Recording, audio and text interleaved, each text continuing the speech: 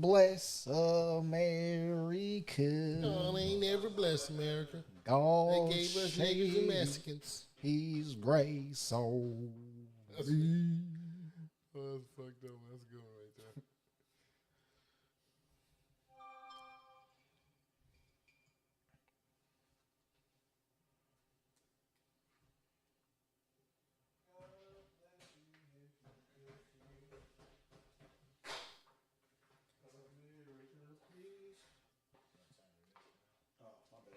I didn't know they like our music that much.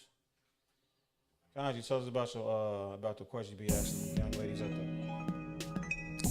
Tell me about this. Tell me about your upcoming show, man. Oh my god. Questions you been asking the ladies. Man, so where we going with that? Oh, like I said, it depends. Fucking the one consensus I've noticed that me talk to anybody about, because I was asking them about what is harder to attain. Can they be like, well, what's I think what's more delusional, what a man wants or the perceived thing what a man wants versus what women want? And they'll be like, oh, well, men are delusional because they want virgins and younger women and all stuff like this. I'm like, well, that's not necessarily harder to attain, and that could be a byproduct of a man's work. But the fact that they want virgins and you're saying that's impossible to have, and like most women lose their virginity between the age of 13 and 17. And I think it's because how they range sex. They put sex, like if you ask them, well, what's the I would ask them like, what's the when you date somebody, how fast are you to decide to have sex? Anywhere from 3 weeks to 3 months, or when the vibe is right. And this just from dating. Yeah. So I'm like, so damn. So if you date multiple people and you kind of trying to see where you at, 3 weeks or 3 months into dating multiple people, you racked up 6 bodies. Oh, I don't fuck all of them, but shit, that's still enough. And then on top of that, I'm like, well, how long do you think the people should stay? I love you. They'll be like anywhere from a month, no, a year, a year to 2 years.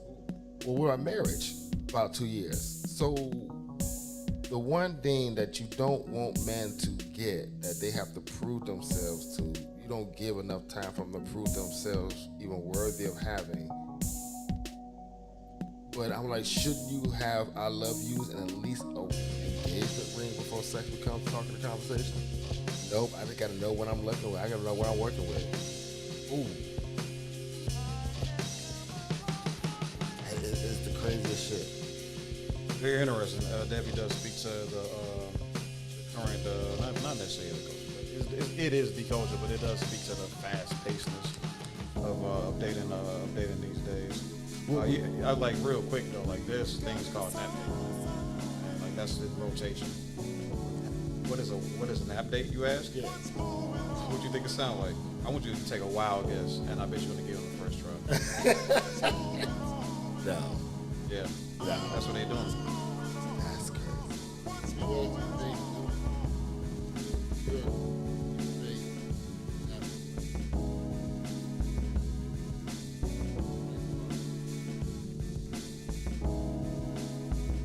Oh yeah. Who I can say that? Access is a lot different these days, I guess.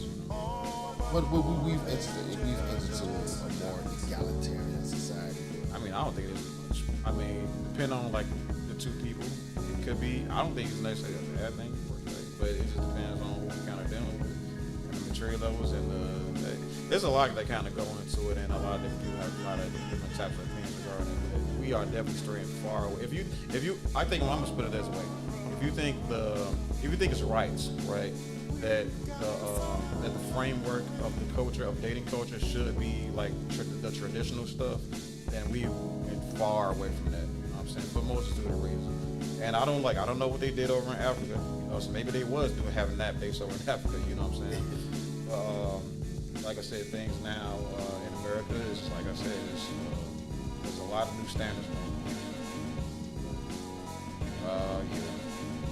No comment for the most part. I mean, sexual liberation, the egalitarian social that we've gone into is become to the fact that women that run around trying to prove they can do what men do. But on average, if you ask a man, hey, you want multiple women, they'll say, yeah. You ask a woman they want multiple men, they'll claim yeah, but really they want two women. They do one man.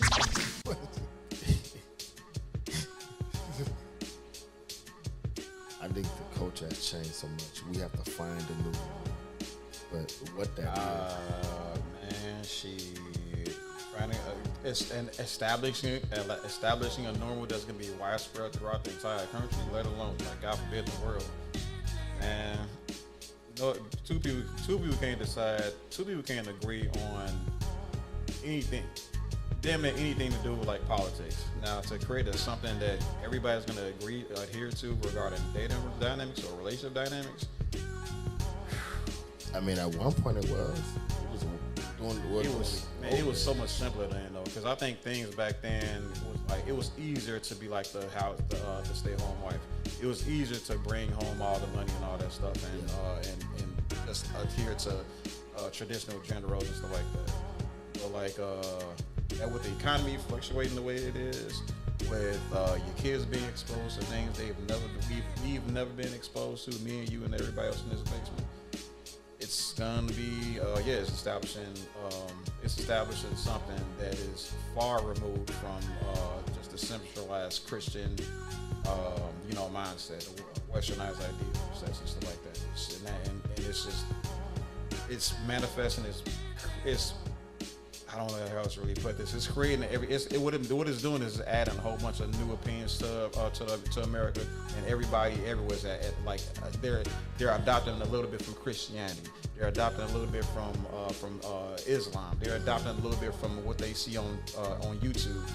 The LGBT, Democrats, Republicans. Everybody's pulling a little bit from everywhere. When back in the day, you didn't have a lot of you didn't have all this stuff to manifest and create your own opinions out of. All they had was the Bible at one point, you know what I'm saying? And now they got all this stuff. And now you're asking everybody to come up with like something, like one thing, one rule set for everybody to adhere to in relationships like that. Man, I don't know how the hell to put that. I don't know how to make that happen. Does that make sense? Yeah. Yeah, no, that makes sense. What in your opinion, and this is a question I definitely brought to a lot of people at work, is given the dating culture has greatly shifted, how should one approach dating these days? What y'all think? Because you at the point of most people are running with what Lisa Ray was telling us, she's not gonna date no one. Date. I'm not paying all her bills. Ooh, shit, that's How was Lisa Ray? 30. Nah, Lisa Ray. Lisa Ray? Lisa Ray. Oh, Lisa Ray. Yeah. Yeah. I mean, because that's what she's used to. Right. She's dating people. Always stayed on other people. All right. I wonder. Well, maybe she's still gonna find somebody to But there's That's not nice, man. there's no man that's in her range or above. Pay off. That means She women. was with a big now. Right, but you gotta imagine that people under her that's not making that much money are women running around saying, well, you gotta pay. So I gotta take care of your responsibilities and mine, especially responsibilities that you occur. I hate to say it, Rob, but it's an old nigga somewhere with some money, and he always dreamed of fucking Lisa Ray. No, why would he get Lisa Ray when he gets somebody else? Because he dreamed of fucking Lisa Ray. That's it. Okay, some nigga somewhere. That's statistically insignificant. I mean, Most men that's in her range are not gonna be bothered with her. She's rambunctious. She's not agreeable, and she's misandrous. I'm just saying, she that's all I'm saying. She has a lot of money. She chooses to leave for whatever reason. Because the person's influence, she gets paid for it. No, she not married. When did she meet that girl? I don't know. I just know she was with him. That's kind of the issue there. Like, kind of issue that you can say. I mean, I know I might get some catch some flack for this, but just because you pull one dude at a certain age, like what makes you kind of think that she can pull a similar at a different age? Exactly, because you have women that would go out, have sex with Drake, and now think they qualify for the men of that caliber. That's a lie. I mean, you would feel that way if you fucked Mariah Carey. You just I fucked Mariah Carey. No, I would feel like, oh shit, I got to pull Mariah Carey. I'm never running around thinking, oh shit, if I pull Mariah Carey, I can pull any one of these rich bitches. That's a lot. I mean, you got to think that. I probably caught on a bad day. You got your social credit, right? Yeah, if I caught on a bad day. I mean, I like the idea of going through all of the variables, as many variables as I can think of. But I mean, you can, if you pulled you a 10, I mean, yeah, sure, you can try to go for, you go for a couple more 10s, stuff like that. But if you want to keep shooting and getting shot down, maybe it's time to reevaluate your standards. You feel me? Did you really pull her though?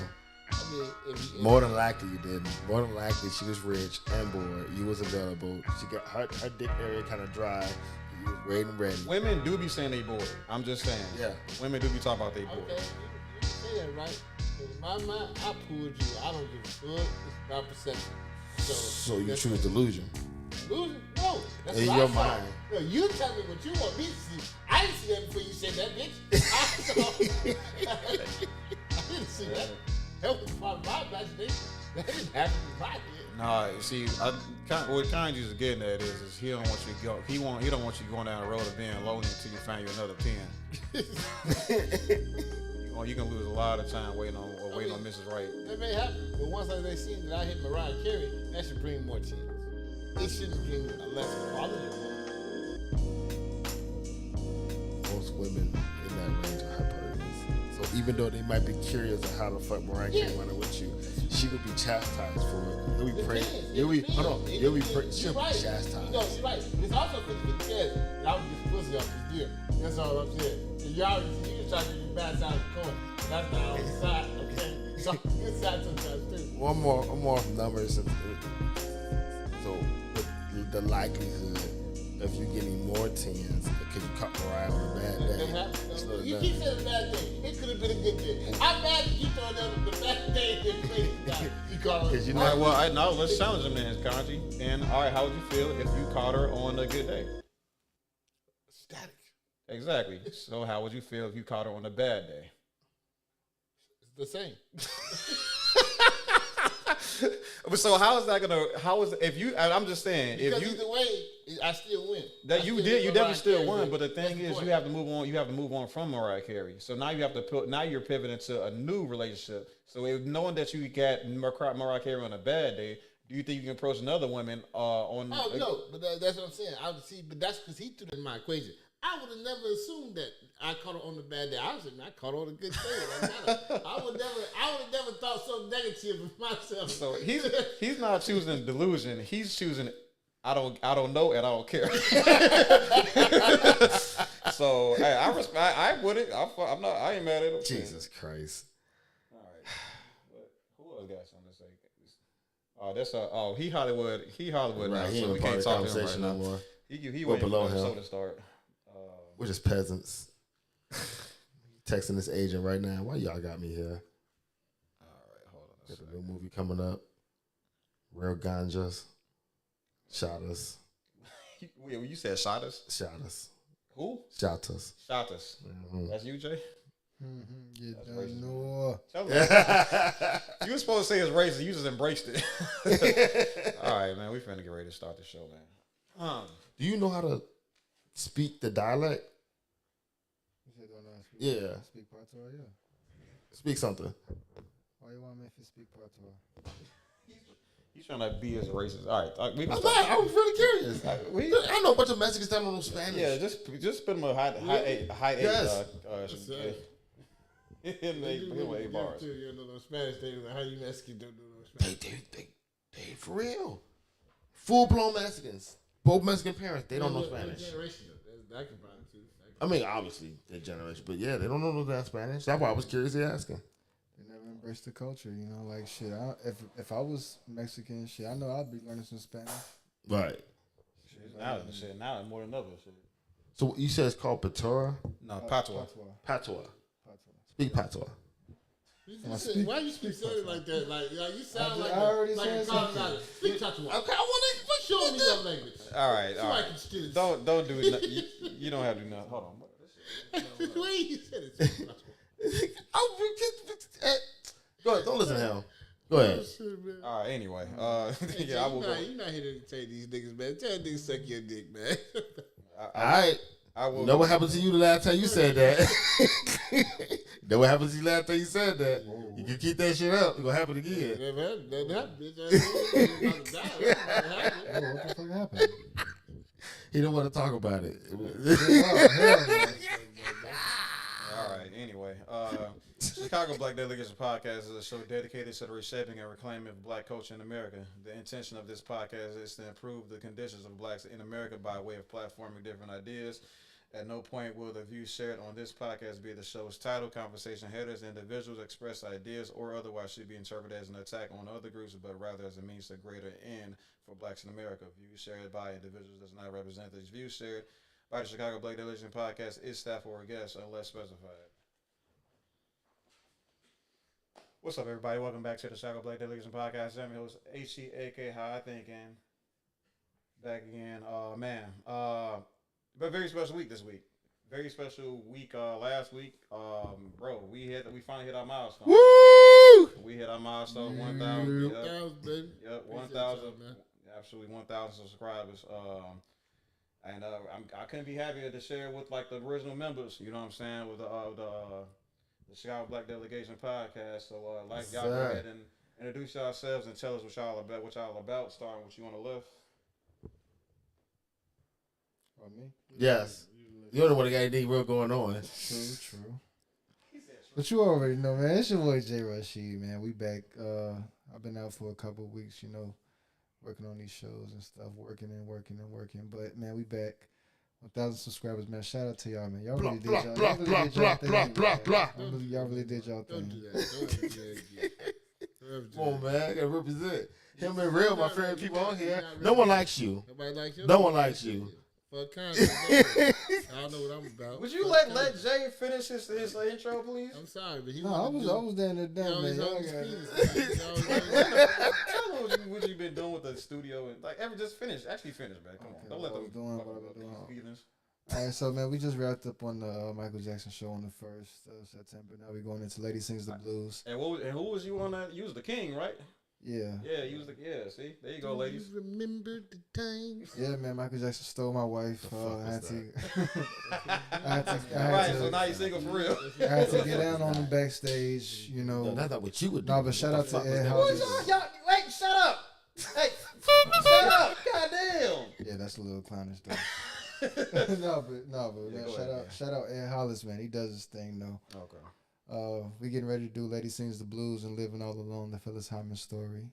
We finna go to Baltimore, Philly, and Columbus. Man, we keeping it moving, man. We keeping it moving for sure. Okay.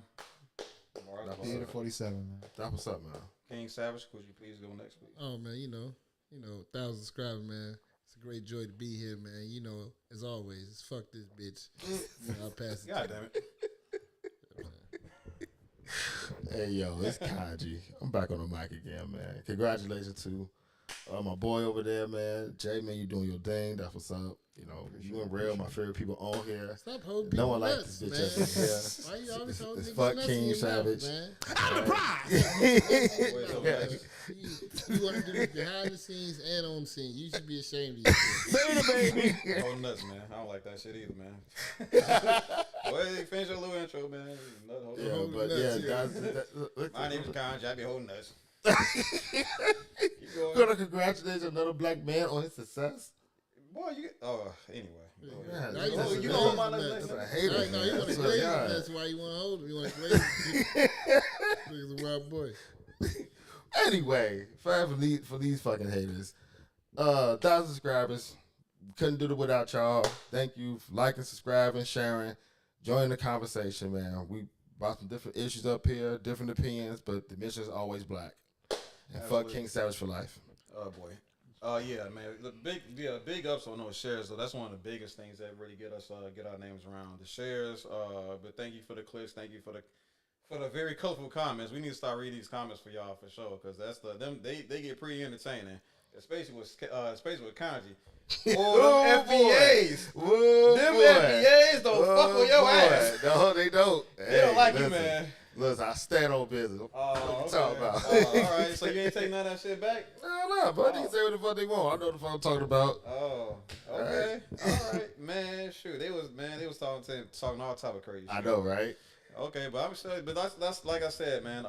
So for everybody that was saying, hey, you got to get rid of this person, get rid of that person. No, man, this show is about gathering different perspectives, different black men, all with lineage rooted to what is that, 1886 and everything like that, or for the 400 years ago and all that stuff. Slaves and our people are deeply rooted in this soil. You feel me? So like none of that, all that question about who's the tether, no, that's not all. That's first of all, it's not even necessary. And just because somebody could be from across seas, don't necessarily mean their opinions is unjustified.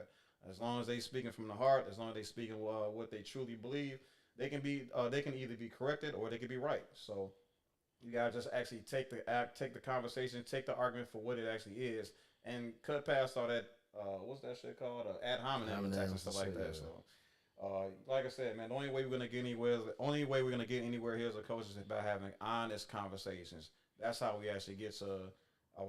Honest and what conversations? Uncomfortable. The uncomfortable conversations. Uncomfortable and honest. I made it better. Uncomfortable, honest conversations. I made it better. Uncomfortable, honest conversations will lead to. What they lead to again? You gonna make it better, but I still made it better. But they lead to the better outcomes or something, whatever you said. So, but regardless, if it's the first time you still messing with us, again, we the Chicago Black Delegation Podcast, and we running things a little bit different on this show, right? As you see, we kind of warmed the mics up by talking about random things, but here actually on the show, we run things a little bit different. See, we like to break things into like different segments. And the way we kind of record those segments may seem kind of confusing, but ultimately we're kind of going for it is we record now, we're live here now. Y'all can call in. It's right there actually. Call in anytime you want. Say what y'all got to say. But otherwise, the first segment I will introduce it, and then I will outro it. That's gonna be and then the second segment, same for the third segment. What we kind of do is we just record this here and then we chop it up and then create like smaller videos for people that don't catch the live. You know what I'm saying? So so that's kind of how we kind of do things. So if you ever see me outro a segment, don't get confused and think we ended the show. It's not necessarily the case. What we're actually doing is closing that segment and then opening it to a new segment. So and then by the end of the show, like we just we give our deuces and we're going about our business. So. Anyway, for this, so today we're gonna be talking about the migrants. We'll be talking about a little bit of Tiff, and we're gonna be talking about I forgot what was the last thing we were talking about. I'll remember later. It's a surprise. How about that? So, matter of fact, we're gonna open it up with the Tiffany Henyard conversation because I know people love to hear about Tiff. Ooh, Tiff. People love Tiff.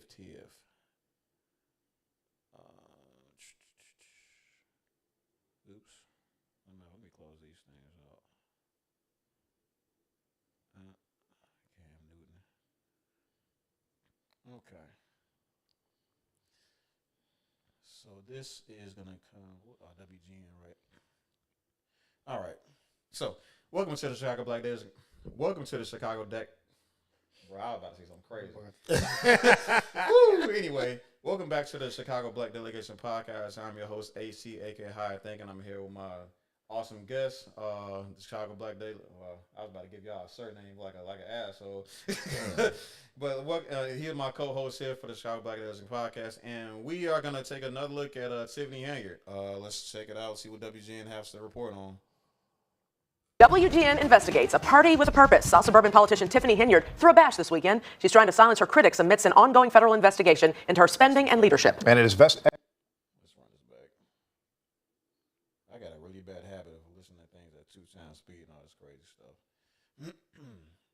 WGN investigates a party with a purpose. South suburban politician Tiffany Henyard threw a bash this weekend. She's trying to silence her critics amidst an ongoing federal investigation into her spending and leadership. And it is as investigative reporter Ben Bradley found, like many of Henyard's events, taxpayers are left footing some of the bill. Hey guys, hey! It's your super mayor, Tiffany Henyard, the people's mayor. The super mayor took to social media to promote her party. There was a bounce house, skating, and a food giveaway. But I spend my own money to make sure that I put on for my city. I always put my money where my mouth is. Henyard said she paid after trustees refused. They're trying to control her spending and were skittish because the event was advertised as the Friends of Tiffany Henyard Picnic. That's also the name of her campaign fund. Her lawyer denies it was a political event, but it's clear the bash was meant to bolster Henyard's image as she faces a federal investigation into her spending in Dolton, where she's the mayor, and Thornton Township, where she's the supervisor. And for those that don't know, let me make sure I'm crystal clear about this. I ain't never took a damn thing in my life. So I want to make sure y'all hear it out my mouth. Let's start with the party's location. It was held. So real quick, first thing she want to say is she ain't take a goddamn thing. Goddamn thing. What's going on? Oh, I messed up. Okay. So the first thing she want to say is she ain't take what?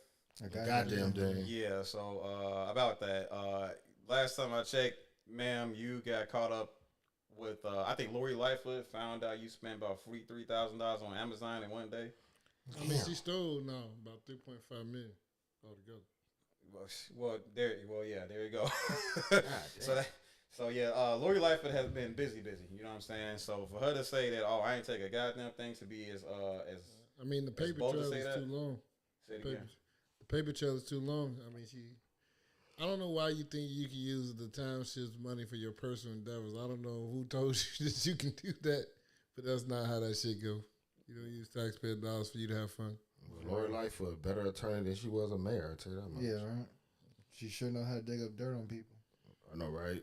Yes, sir. Instead of herself. You should, that hit kind of close to home, didn't it? Man, you had to get up out of there real quick, huh, man? Oh well, you was close. All right, let's continue on. At a skating rink Henyard commissioned in Dolton with an initial estimated cost of $269,000.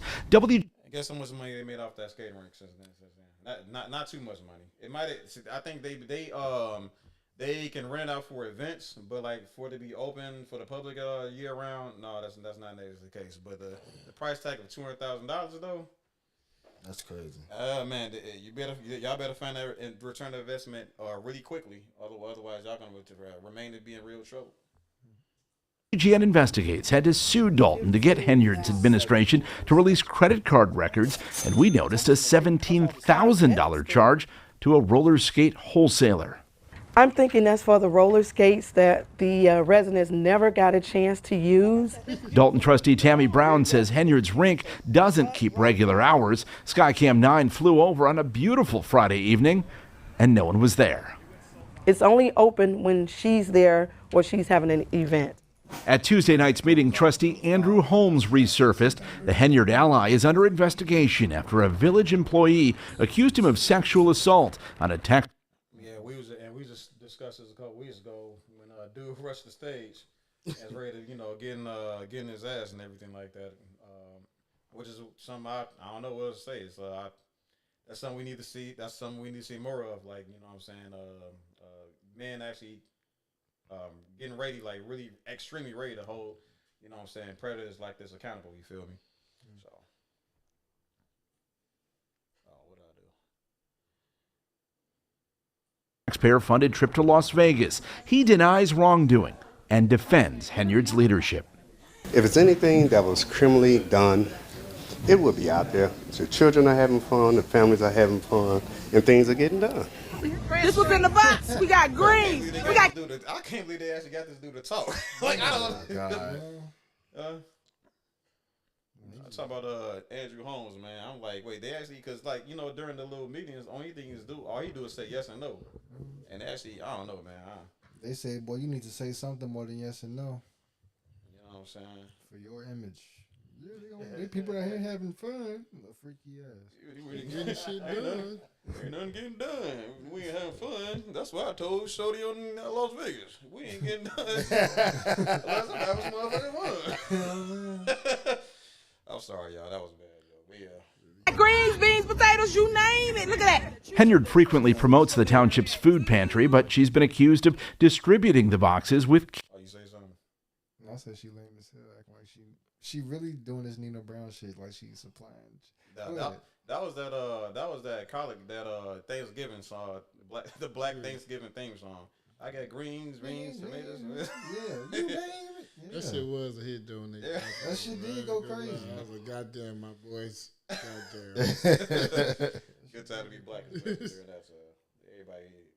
That lady, she needs like a deal or something Oh like yeah, that. her Like, voice was so golden for the you name it. Residuals for that. Yeah. like she gotta be like they got Ultra Food gotta hire her or something. get off for some commercials. Fucking fruitful as a somebody shit. Campaign messages. The Greater Chicago Food Depository performed a spot check Tuesday and reminded the township its food can't be used to promote a politician. None of that food comes from the Chicago Food Depository, so they called us about your fake complaints the other day. We already got all that straight. That's Keith Price, who runs the food pantry. Big back boy. He's like, hey man, let me tell you about some food. I'll tell you about some food. I'll tell you about all that shit we getting over there. Ship it on out of there. We're feeding the people. Let me get a first bite first. First, second, and third. I bet you them portions skimpy as hell. Yeah, after he got through with them. Well, he get first dibs. I promise he did low key get a little bit bigger last time I seen him, man. That little video he did with Tiffany. Y'all know who he is, all right? That's the dude up out of Harvey, right? Mm-hmm. Yeah, it was Harvey. Yeah, so he been stealing money in Harvey, so that's what He tells WGN Investigate. Crooked guys together, hanging out, promoting bullshit. Oh yeah, you think they all learned from that? What's that man's name? Last mayor Harvey that got caught up in doing all that. I mean, he ain't get caught shit. That nigga still. Are you still up in there? No, he ain't in there, but he free. He ain't go to jail. He ain't go to damn. Everybody else went to jail, but he got about it. Oh, that's crazy. That thing getting exposed. Even that lady that was stealing that chicken, remember that? Hey, man. She better admit, she was selling that chicken. She was slinging wings. She was flapping wings for real. The food boxes came from township surplus. But y'all missing the biggest point. You got people like myself that care about community that people try to stop. People will always try to stop things they cannot control. That's what it's all about. Welcome to Chicago Black Delegation Podcast. What you got for us? This is anger mismanagement. We've been commenting in the chat. The studio mics are too low. It's about half of that WGM.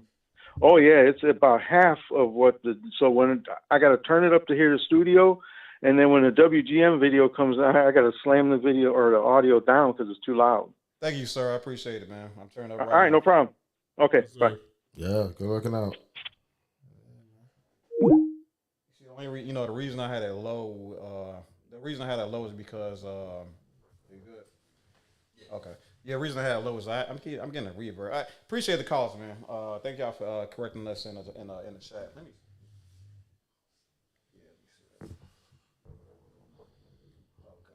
Okay, back. Okay, I got a lot of work to do with the editing side of things. Okay, so back to the thing.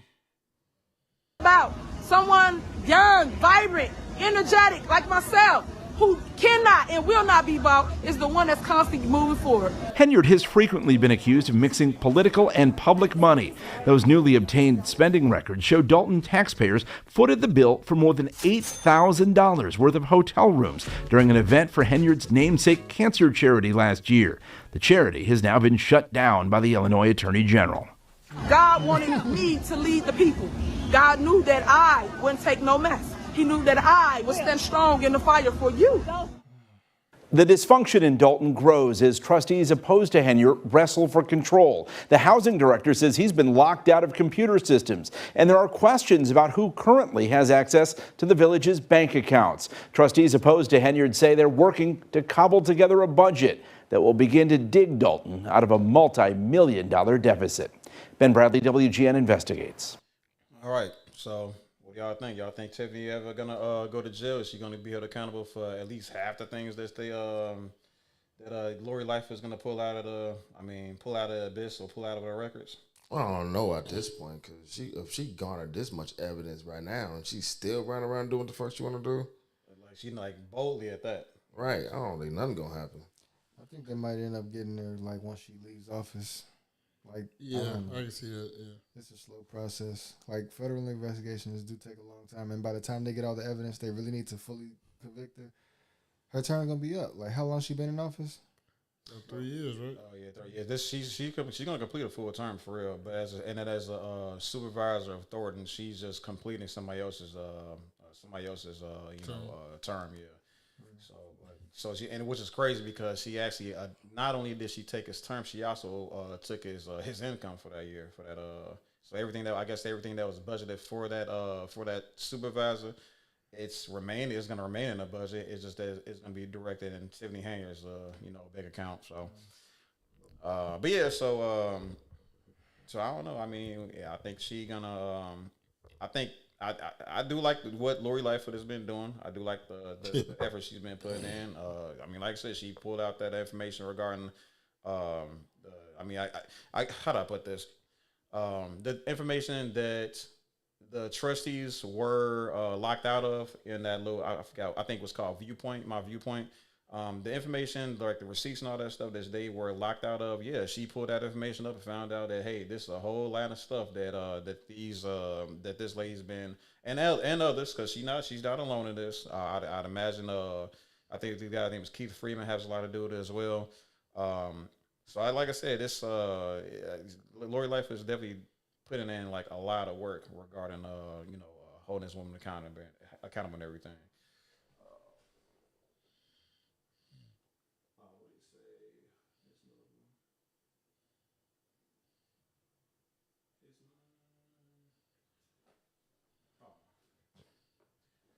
Somebody told me to read my chat. He said, Lisa Lee says it's noticeable that her makeup and hair. Wait a minute. It's noticeable that her makeup and hair guy aren't employed anymore. Oh yeah. Damn. You know what? I'm glad you said. Did y'all know that did y'all see how much money she was how much of the taxpayers' money she was dishing out towards these makeup artists and like hairstylists and stuff like that? Yeah. About 100,000. It was. I know Brandon Johnson was going through a similar situation. 60,000. It was 60,000. Yeah, just for haircuts. That was for haircuts, nigga. Over how long? Just a year of haircuts. A year of haircut was $60,000 out of this man. Yeah. Oh, he was. Oh man, that's. You got the crispiest lining, boy. Do we? Shit. The sun hit that bitch. You got a Western. Boy, hey, what Dave Chappelle said? He said, "Hey man, for $10,000, you better shave my nuts."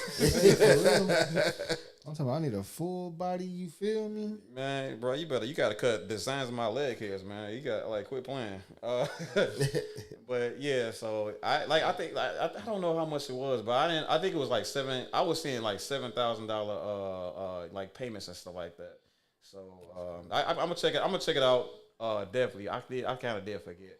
But like I said, yeah, she was paying out good money to the hairstylists and stuff like that, and everybody that kind of keep her look together and all that other stuff. So, but it's like when you're in that position, like how can you like find somebody? Hang on, how you find somebody that can like cut your shit for like a decent price? Because like as soon as they see who you are, they're gonna try to charge. They're gonna charge top dollar. Like you know what I'm saying? Like if I'm finna give you a lining. Cut, shape your beard. I'm 300. I mean, that's the problem. You go to the barber, you always been going to the whole time. Right. You know he ain't gonna do me wrong, but I'm gonna give him a nice tip. Right. Yeah. Even if you can spend $300 right every 2 weeks or shit like that, that wouldn't amount up to like $60,000 for you. Yeah, hell no, absolutely not. I feel like that. Yeah, I feel that. Like I have somebody, you know what I'm saying. I'll just take care of you, you know what I'm saying, but. Ain't finna be on $60,000 a year, but that's a whole fucking. That is a salary for real. On top of what the fuck you do outside of. Yeah, he's just getting 60 off you and still, eating. I feel like Brandon owed that man favors. Probably, I did. Yeah, he owed that man favors. But see, we don't know what type of treatment he get, right? Because you see them barber videos. They spraying that line and they drawing your shit. They 2-paying your shit. They do it. Like we don't know what type of treatment he get. Like, you know, I haven't seen those videos. It is about a $500 to $600 cut. they scraping your face. They doing all this shit. They with the hot towel and shit. They getting you right. That ain't no $50 joint. If he getting all that, that's what they get. That's gonna probably be like $500-600. And what, like, so it's how close can they actually make to? How close can they get it to actually make it look natural though? Because it looks pretty good on Brown. I mean, Brandon Johnson do have some pretty relatively good haircuts. Now, if you telling me he kind of receding in some areas. They must. Who knows? Maybe they do. Maybe it is something crazy going on in that barber shop. You know what I'm saying? You don't know what type of treatment he getting at the chair. He just ain't getting the regular cut. Okay, shit. Like they bust out the follicle spray on me, and I'm like, nah, I gotta grow my hair out, man. I think I'm about to get bald. So, but yeah, man. So yeah, that's what's kind of been happening. So what y'all kind of think as well? Y'all think she finna be cooked soon, or yeah, it need to be cooked. Like you said, just a long process. And even though Lori Lightfoot, that's just evidence that she got it. Charges have not been pressed. You know, things ain't been done yet, but that's just the evidence she got. But for the evidence to be so out there, so blatantly accurate, and she ain't prosecuted like I've seen her prosecute. They prosecuted niggas that's what I'm saying. for less. The feds always want to get all the information before they come. That's just how they operate. It ain't like police. Like, you know, they come in and kick your door in off little. You know, feds, they do diligence all the way to the T, and then they come and get you. I was gonna say, like, they want to find as much as they can. They don't want to leave. Yeah, no they don't want to do it while they because got you in the city. Because they don't want to fuck around, book you, and then some more shit come out. Like, damn, how the fuck do we miss that? They want to make sure they get everything on you before they book you. That's just how the FBI works. That's all. True. If they when you see dudes having a fair case, they follow you for years. They don't, even though they watch you do a bunch of bullshit, they let it pile up. They let you pile up, and then they act on you. That's what that whole saying. They give you enough rope to hang yourself. You know what I'm saying? Okay. Yeah, so that's pretty much all we got for y'all for the Tiffany Henyard and everything like that. Like I said, I think Lori Lightfoot is doing a pretty good job. I think what's my man name? Jason House is gonna be a relatively good, I guess, cleanup person for Tiffany Henyard. At least he's gonna do the best he can. I do want the people of Dolton to kind of realize that it's not a how should I put it? It's not a turning the ship around. That's like Dolton's economy isn't gonna be as easy as like pulling the, you know what I'm saying, like let's say turn a helicopter around in the sky or anything crazy like that. Like this economy, think of the economy in Dolton as like this giant crew liner, you know what I'm saying? Where it's not going to be an easy turn around and stuff like that. You feel me? It's going to take a long time for it to turn around and redress course and go on a new course towards economic sustainment in Dolton. Like it's going to be, it's going to be a lot of it's going to be a lot of cutbacks. There's going to be a lot of things like that Tiffany Henyard put into place. They might have, like, I'm just saying, like, the people probably did what people probably was looking forward to that ice rink being built. People probably is looking forward to more events happening around town. Like, people don't be ice skating, cuz. What? You might get a couple young mothers out there trying to show their kids something new, but people out there like going ice skating for real, like it's the north side. Nah, that ain't it. I completely agree with y'all, honestly. So. It was just a cash grab, cuz probably placed a lot of some money. I think, I think the biggest thing was like, I think she did it because she's trying to build a what's that? And she's trying to build herself for a second election, for a second term. You know what I'm saying? Yeah, but nobody wanted that shit, So yeah, I agree too. But so, do you think the people of Dolton, or at least some, is actually falling for this, or is everyone in Dolton pretty much united? Like, hell no, she got to go. Just knowing how human nature is, knowing how people are, I don't doubt that she has her supporters, but I feel like the overwhelming majority not gonna fuck with. They know they got their tax bill. They know what's happening. You see what's happening. You can't deny what's happening to your neighborhood. No matter what she says, you're living through the dumb shit she does. Shit, you got black people who support Trump in Chicago. I bet it's some people who support Tiffany Henyard. Oh, well, yeah. But shit, I know, like, I'm not expecting her to win this next election. Yeah, I'm just saying. Go ahead. What happens if she does? If she does, then it's got to be something. That doesn't even make sense because she's supposed to be going to jail, so that doesn't even make sense. But hypothetically. Like, I definitely think she's going to jail. I don't think she's going to get no time, but I think she's going to get jail. Time. You told me. But hypothetically. That's embezzlement. Yeah, she's going to get like about 5 to 10.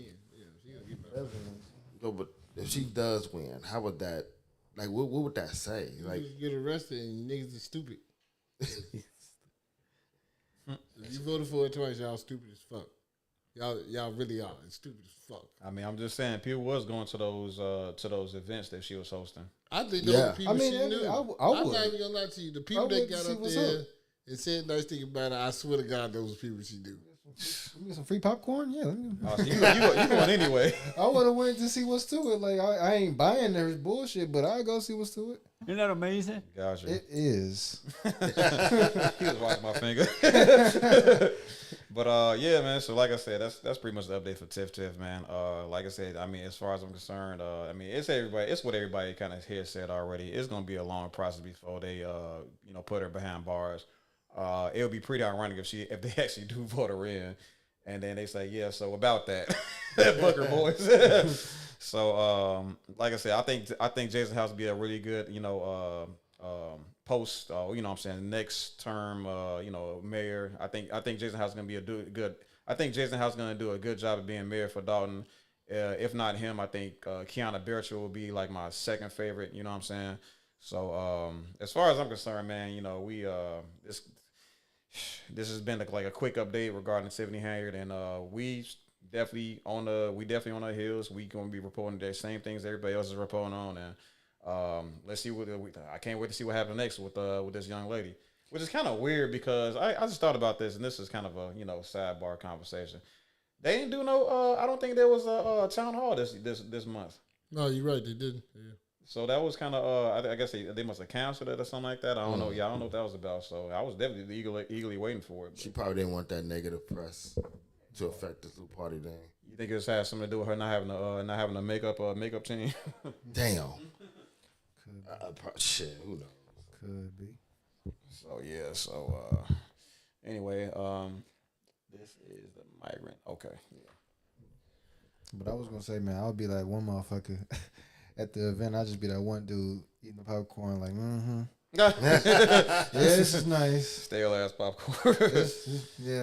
Need some more butter. All right. So, this will be our next segment. Welcome back to the Chicago Black Delegation Podcast, everybody. I'm your host, HTAK High Thinking. And we are back with another video with another update, actually, on the migrant crisis in Aurora. So before we get started, I want to ask everybody here a quick question regarding like this situation. So like briefly, what do you kind of think about? What do you think about I'm gonna put it this way? Do you think the current gang culture? I'm sorry. Do you think the current migrant gang culture is a serious threat here in America? Yep. 100%. Sorry, were you counting? 100%. Because you have to imagine that it's going to start off as gangs, right? Cause the Venezuelan gangs, the way they do things, their culture, gang culture, probably different than here, right? That's where it start off. Then they'll probably end up having beef with black gangs, Mexican gangs, Puerto Rican gangs. Now, what the problem may persist is that you have to imagine the native language of Venezuelan or Hispanics, right? At some point, they can speak Spanish, Mexicans speak Spanish, Puerto Ricans speak Spanish. It's almost like the same thing that happened over there in California. They had all them different Spanish gangs, and now they're under the banner of the Mexican Mafia. You know what I'm saying? So now the numbers in California have greatly shifted.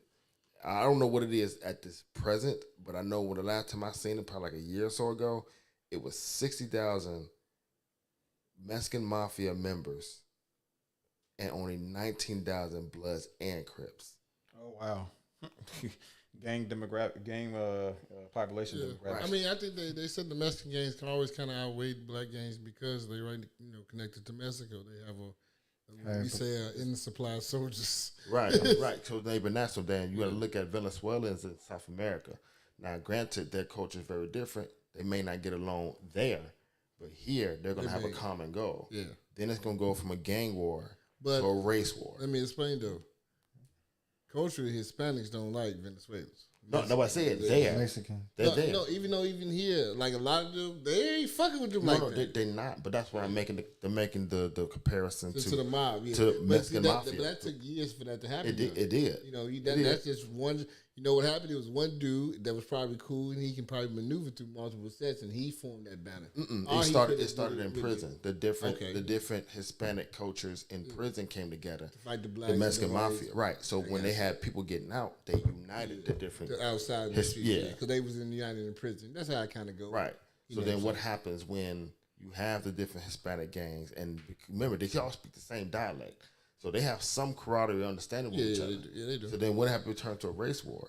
You already got Latin kings that don't like black people, and they make that the sole reason they do something. They just tie it to the gang reasons. Yeah. Me and you went through the similar thing. So it just said like, what happens when it becomes a race war, and they outnumber us. Okay. Like we always gotta say, Rod. Maybe a lot of them bitches, they can't take these fights. All right, so Ken, same question. Please don't incite a debate. I beg you. The question was, do you think these cartel gangs is a serious threat in America? Oh yes. I mean, yeah. I mean, we're gonna have to deal with it one way or another. Like you say, Rob said, you know, they're gonna clash with other gangs. That's inevitable. And when gangs clash, there'll be death. That's just how it is. Speaking to the microphone, guys, they say it's hard to. You be talking away from the microphone. Yeah, just speaking to the microphone, because they said it's low. It's low. Still low. Yeah, I know.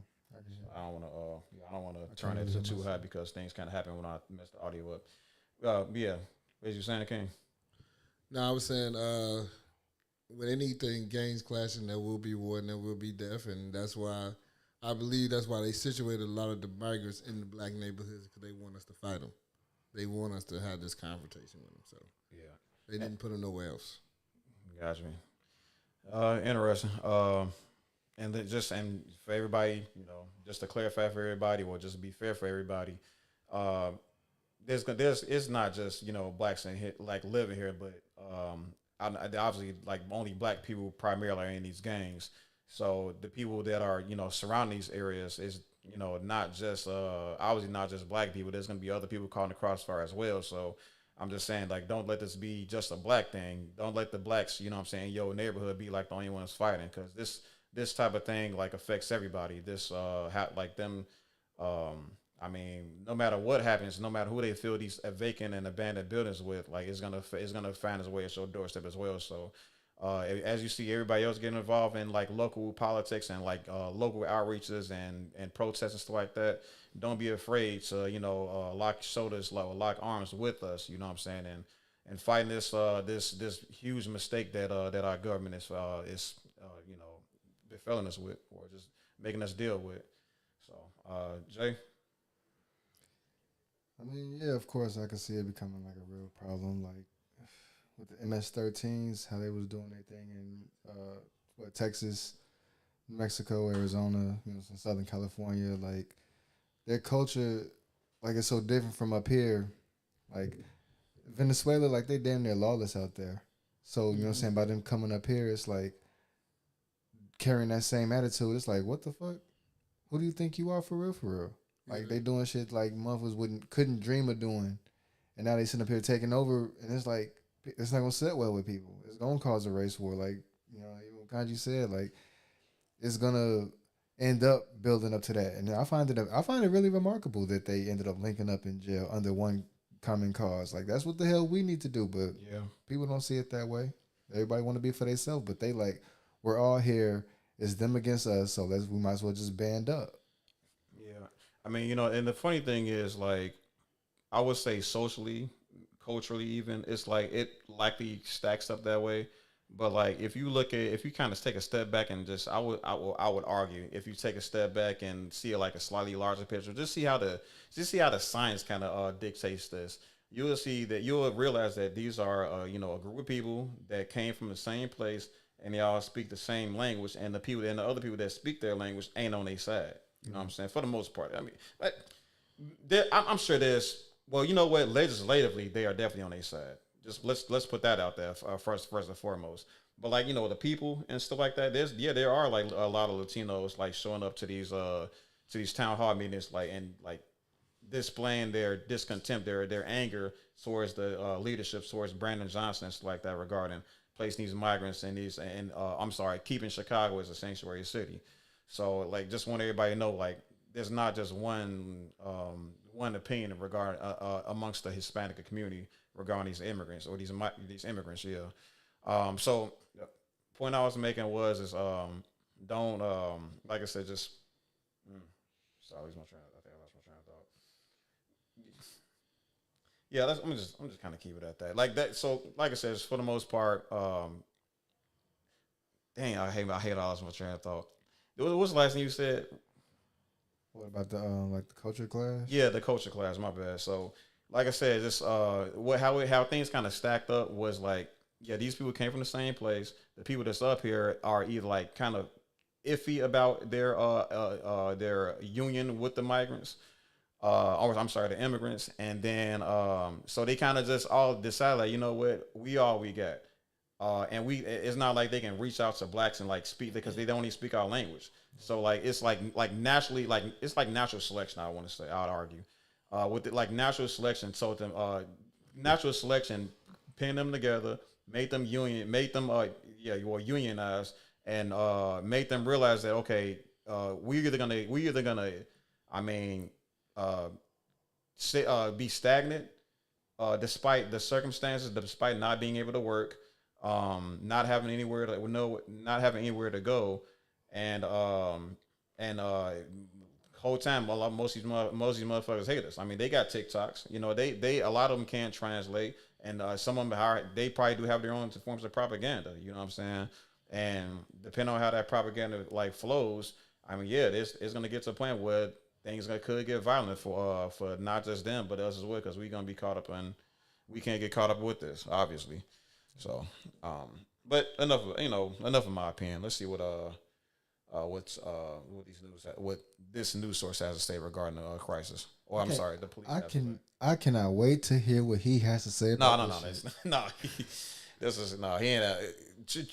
Just I'm gonna have to cut this out. But like Trump, he just said what the news is saying about. Oh, did you see that thing about the migrants in Colorado? He kind of just be looking at headlines and shit like that. And he kind of like behind as well. So this is going to be like the update as far as what's been happening with or the latest information regarding that situation that happened in Aurora, Colorado. I was definitely surprised to see the things that I was seeing. This week, residents who live at the complex held a news conference saying they haven't seen a large-scale gang presence or a takeover. Here, none of us feel threatened. We don't feel threatened by any gangs. We feel threatened by the owner of this apartment, who asks us constantly to pay a high rate. Residents of the apartment complex said there are gangs, but they have not run into any members of the Tren de Aragua themselves. In a one-on-one interview with Scripps News Denver, the city's mayor, Mike Kaufman, a Republican, said he went to the apartment complex accompanied by members of the Aurora Police Department to see it for himself. It seems that in some of those criminal elements have come up here, and that, for instance, Venezuela does not cooperate with the United States with our immigration services when it comes to sharing criminal histories. So it's difficult to vet people at the border. Kaufman has tiptoed around questions about the gang's presence, saying it appears the building is not being run by management.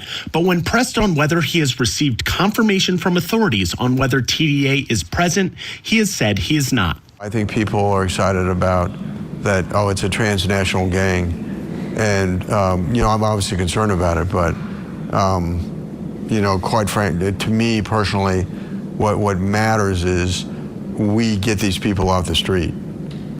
Okay, so according to the citizens, like there's no, and these are actually, those are, they claim to be people that actually live at that apartment complex, and they said there's no situation going on, like there's no migrant takeover or anything crazy like that. So what do you kind of make of that? Because like we clearly seen like like last week that people was hey, these migrants coming in and they taking over. Then we saw some video footage as well. What do y'all kind of think? Is this like who's capping here? I mean, it could be a conspiracy for them to control the situation, control the narrative, and make it seem like it's nothing happening. It probably was something happening. Because you look bad if you allowed this to happen. You know what I'm saying? To the world, you will incite panic, and it will cause people to, when they see Venezuelans, to act a certain way towards them with aggression. So you're trying to, clean up that narrative and change it. And the people that probably did post those videos, they probably paid every last one of them to shut the fuck up. Interesting. So here's another source. Here's another story from CBS Colorado. So they got something to say about it as well. So let's check it out. Well, this video has been seen online thousands of times all across the country. Men with long guns in the hallway of an Aurora apartment building. Residents there say this type of activity is nothing new. Now, your reporter in Aurora, Michael Abeda, shares how Aurora police are trying to reassure residents. As the panic over Venezuelan gangs in the community continues to spread, Aurora police came out to this apartment complex on Friday to try to reassure neighbors that they are here for them. Meanwhile, the mayor is taking a much tougher approach. We're out here because we care. Friday, the city of Aurora released video of interim police chief Heather Morris and a cadre of officers meeting with residents at an apartment complex that was at the center of conversations in the media and online about Venezuelan gang activity. We want to reassure the people that live in this community that we are actively investigating criminal activity that's happening and listening to them. Earlier this week, a former resident came forward with security video of men with large guns to say she doesn't feel like the police are taking the issue seriously. There have been so many occasions that I've called the police that while I'm sitting in my window watching the crime take place, they will call me and say, I'm sorry, but we're not coming. Her car was even shot with a bullet before Aurora Councilmember Danielle Jurinsky helped her find a new place to live. Jurinsky, who's been insisting for weeks that apartments in the city are being overrun by dangerous Venezuelan gangs, says the police and city need to do something before someone gets hurt or killed. I have had city leaders give interviews essentially trying to make it seem like I've made this entire thing up. I think that politics is being played here with people's lives. Friday, Aurora Mayor Mike Kaufman posted online that the Aurora City Attorney's Office is going to request an emergency court order to clear the apartment buildings. I'm not saying that there's not gang members that don't live in this community. Aurora Police says they have never denied that Venezuelan gangs exist in the city, and they have a task force to handle the situation, but they think the problem is being overstated. What we're learning out here is that gang members have not taken over this complex. Mayor Kaufman pointed out that while he is ready to take action, the apartment complexes that have seen the most trouble are owned by the same out-of-state owner and have a history of crime that predated the trouble with the Venezuelan gangs. In Aurora, Michael Abeta, covering Colorado. Okay. So yeah, this so I mean, like I said, we definitely had a lot to say last week on Chicago Black Daily podcast regarding the story, and I mean, now news sources and the police start coming out to say that hey, it was a hoax. I don't know. I honestly personally think it kind of go either way, and because I like this is kind of how this kind of thing sort of like kind of happens, you know what I'm saying? It's like I said last week, many vacant buildings, you know what I'm saying, has literally been filled up with these people, and like leave it to like a slumlord, you know what I'm saying, or somebody that's not keeping up with this property and stuff like that. So I mean, how's it really put it? When people leave, the place is gonna get filled in with migrants, you know what I'm saying? Right. And let enough of them get in, let enough militant ones like gather together and stuff like that. Yeah, they could mess around and do something extreme like this. But I mean, at the same time, on the other hand, like just how likely, how it's really put this, just how likely how do I put this? Just how likely would it be for all these people to kind of gather up on the same accord and actually be as like militant as they are, to be as bold enough to take over a couple of apartment complexes? Is it just like some kind of action movie or something like that? Is this real life? You feel me? I mean, that's what they do over there in Panama and all those places. That's their tactics. That's how they get out. When I say motherfuckers, that's how they know how to get out and get money. Like they lawless, lawless out there. Like that's how the cartel, like that's how they get their money, by charging, like taking over spots and charging people like rent or whatever for protection. Yeah. They're doing what they know, and that's how they talk to get money. So it's actually very plausible. All this stuff is like likely to happen the whole time. That's what they do. How did they even get up this far? Were they transported uphill? Yeah, they transported. They dropped niggas off the planes. That's crazy. And I'm my apology. You can say something? No, you good. No, cause I would imagine, because I know they walked from so far, and then I guess hit the borders, and I guess they taking them from the borders. Yeah, but wouldn't they be all over the southern cities first? How the fuck they? No, they not. They said they got buses at the border, and they got taking them to planes, buses, all that, and they shipping them to sanctuary cities. Mm-hmm. That's what the governor of Texas is doing, because it was always his problem. But since everybody wanted to be so pro migrants and this, he wanted to show y'all this what it looks like. Yeah. So, like I said, man, not much as I had it. Like apparently it can go either way. Like the official news source have chosen the side of, oh, the migrants aren't a problem. You know what I'm saying? Let everybody, it's okay. No crisis over here, no crisis situation over here. Situation was never a problem to begin with. And then I don't know. It's definitely going to be hard to like prove like what actually happened there. I'm sorry, it's kind of hard to prove the reverse. What you got? The white woman said they was telling her, act like it didn't happen. Like, she was saying like, they're trying to make her look crazy, like she didn't experience what she was experiencing. Oh, the woman that got a bullet put through her. Yeah, she got here. So she's not trying to hear that shit you talking. Like, no, I fucking lived it, bitch. Yeah, and we haven't gotten I think, and they tried to in the videos that we saw with those guys with the quote unquote long guns. I believe they said that was like a situation like that wasn't new. Like that stuff was like already kind of happening, and like what we kind of like this whole TikTok and IG, swarm of like new information, quote unquote new information, was just a hoax. Like, first of all, it don't really matter if that was a hoax or not. Like the fact that like people are out there doing the things that they doing with those quote unquote long guns, it's clearly emphasized the huge problem that's going on in that apartment. You know what I'm saying? But I don't know where those good dudes migrants. Were they migrant? Were they part of the cartel? Maybe that's up for grabs, but they looked like they was.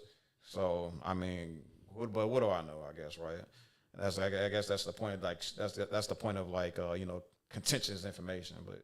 Here on the Chicago Black Daily Podcast, we're going to stay on top of this situation. Anything that comes up, we're going to let y'all know. Y'all got anything to close us out with? Anything else? Final words? Not at all, man. Not at all. Okay. So what? Okay. Close out with this. Okay. So it's going to be Roland Martin in the reparations. Okay. Welcome back to the Chicago Black Delegation Podcast, everybody. Here we have another episode regarding the current standings of the current fight for reparations. This time is going to come from the California and HR 40 and the Black Caucus. The Congressional Black Caucus over in California. So there's been a lot that's been happening and stuff like that. So I'm gonna ask you guys this question. This one might be a little bit tricky. So we all, I think when most people think of like reparations, they think of it as a federal decision, like a federal push. Something needs to be happening throughout the nation, right? But California has like taken the matters in its own hands, and they wanted to, how do I put this? They want to push reparations sooner because they believe it'll happen easier in a state like California as opposed to having to be a nationwide push. So I'm gonna ask y'all this: do you think that is a good thing for states to individually implement or fight for reparations, or should we all find a way to band together and deliver some sort of a nationwide reparations package for Americans descendant of freedmen? I can see both because each state had their own set of racism and things they went through. Every state wasn't as harsh as every, like Texas wasn't as bad as, Texas was worse than California. You see what I'm saying? Okay. So I can see you doing state-wise where you can, because this would happen in your state, you can probably get a little bit more versus trying to do it fast to everybody because a lot of places black people didn't go live, like Utah. It's not a lot of black people like really migrated to Utah, but they are black people that live in Utah and probably have experienced racism and Jim Crow, those things of that nature. But it's probably just such a small population. You know what I'm saying? It may be different when you go to large places where black people migrated and lived and during those slave times. You may have a better argument for your reparations because your people are descended from that land. I think you definitely. How do I put this? Before I say anything, you definitely saved. Not saved. I don't want to say saved because you still say it. What you said still makes sense. The only thing I'm going to say is what you said regarding a better argument. That definitely is like. Let's definitely stick with that right now. You would definitely pose a better argument had you we like argue for reparations in the state that has like a surmountable that has a pretty high number of black people in it. Yeah. So, but what I do want to say is most people, reparationists, right? People that argue for reparations will argue that every state in America, every state that America puts its flag on, will actually benefited from reparations, and I mean actually benefited from slavery. You know what I'm saying? Benefited from the free labor, procured from the South during chattel slavery. Yeah, you're right to a certain extent, but that's the reason why the North and the South war kind of happened, because the North wasn't getting their proper cut. Yeah, the South was way better and more running with way more money coming through. So the North was getting the short end of the stick. So that's why I'm saying it's a little different. No. So and what the North did, when the North won the Civil War, they took those funds and they expanded. They used that fund to expand to the West. So like arguably, I think a lot of us are trying to say that, hey, without slave labor, we probably wouldn't even have gotten as far in America as we have. You know what I'm saying? Mm-hmm. So that's kind of what they will argue. You know what I mean? What you think, Kanji? What do you think? Do you think it's a good idea for states to individually fight for reparations, or do you think we should just save it as like some kind of nationwide push? I think I believe a nationwide push would be more effective, because you have a collection of black people from different areas pushing for the same goal. Mm-hmm.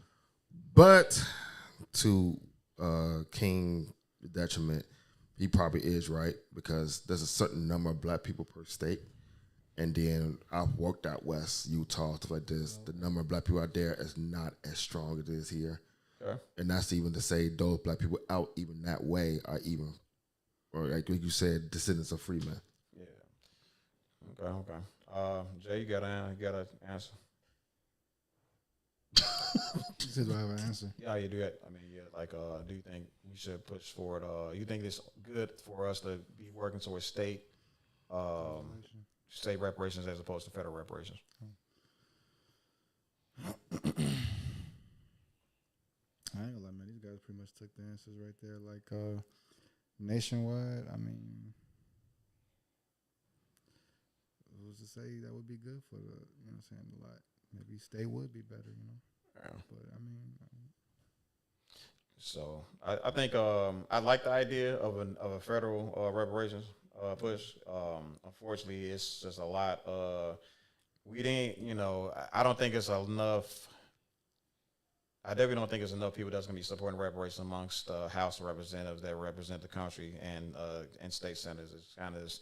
That's kind of an unfortunate reality of it. But so reparations about state is more likely to happen, especially when you kind of look at the numbers of like Democrats as opposed to Republicans within these states. Like we'll find out a little bit later in this video that there's way more Democratic state senators and representatives rather in California, political representatives in California than are Republicans. And like the Democrats are typically the ones that's going to be supportive of reparations more so than Republicans. And then the Democrats that vote, the Democratic civilians that vote for these people are expecting, them to make these type of decisions or vote for these type of decisions.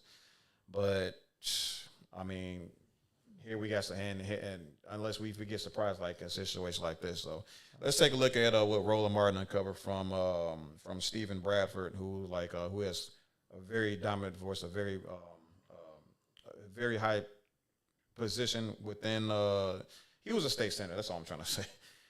Stephen Bradford, a state senator of California, he had quite a bit to uncover regarding what happened with H.R. 40 and the California reparations bill. And so let's check it out. Let me make sure this is okay. Yep, I figured. Get clear. You had the votes. What happened? I got noticed when I was in Chicago 2 weeks ago at the Democratic National Convention by Chair Lori Wilson of the Black Caucus. I'm the vice chair. She pulled me to the side while I was in Chicago and she says, hey, we've heard word that the administration might have problems with 1403. That was the only bill that we heard 1403. Again, that was the foundation for standing up the agency. And I said, oh, that's news to me. No one from the administration has contacted me. And I says, what might be some of those concerns? And she wasn't specific. And so I did what I naturally would have done. I picked up the phone. I called my chief of staff. I called my LICE director and asked them were they aware of any of those issues. And they said no. And upon my return on Friday, I called my LICE director and contacted me. And I says, what might be some of those concerns? And she wasn't specific. And so I did what I naturally would have done. I picked up the phone. I called my chief of staff. I called my LICE director and asked them were they aware of any of those issues. And they said no. And upon my return on Friday, we had a Zoom meeting with the director of finance for the state of California, and he explained what those concerns were. Joe Stephenshaw, who's a stand-up guy, and he just said, hey, Mr. Bradford, under these tough budgetary deficit year, we have some problems with standing up the agency, and we just have concerns. No time did they say they were going to veto the bill. They just said we had some concerns, and they were going to offer up some amendments. He had nothing concrete at that time, so I says, hey, let me see what you come up with, and we'll consider it. And fast forward to the next week, Monday, this past Monday, we were on the floor because we were in the last week of session, so we were going late every night. By the time I got a notice from my chief of staff and LICE director around 5 o'clock, they said, we have the amendments, and they're saying, I'm recommending you not take the amendments. And that was our position. We felt the amendments kind of like watered down the bill. It created a study. So we said no to those amendments. And I think that's pretty much what got us here today, because again, but no time did the governor or anyone in his administration say we're going to veto the bill. So the fear of a veto, I believe, caused members to say, let's hold the bills. Okay, so here's what I don't understand. Okay, so kind of long story. The long end of it here is they created a bill, very, very long.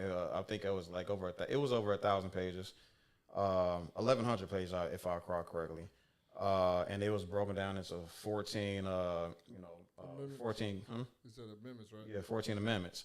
And it looked good. Nobody had a problem for the most part. And then apparently sometime earlier, like I think about a week earlier, there was a brother here was approached that, hey, like there's some problems. There could be some problems in this here bill. Let's make some changes to these amendments. And as you just said, like these changes would have like severely watered down. It had been it would not have been what they were asking for. It'd have been something that's like, cheap and something that can like, hey, they'll feel better if this. That's not what they was asking for. These people were asking for reparations for slavery amongst other things that could not just better put black people in a position, but it will actually right the wrongs of yesteryear, and so that we'll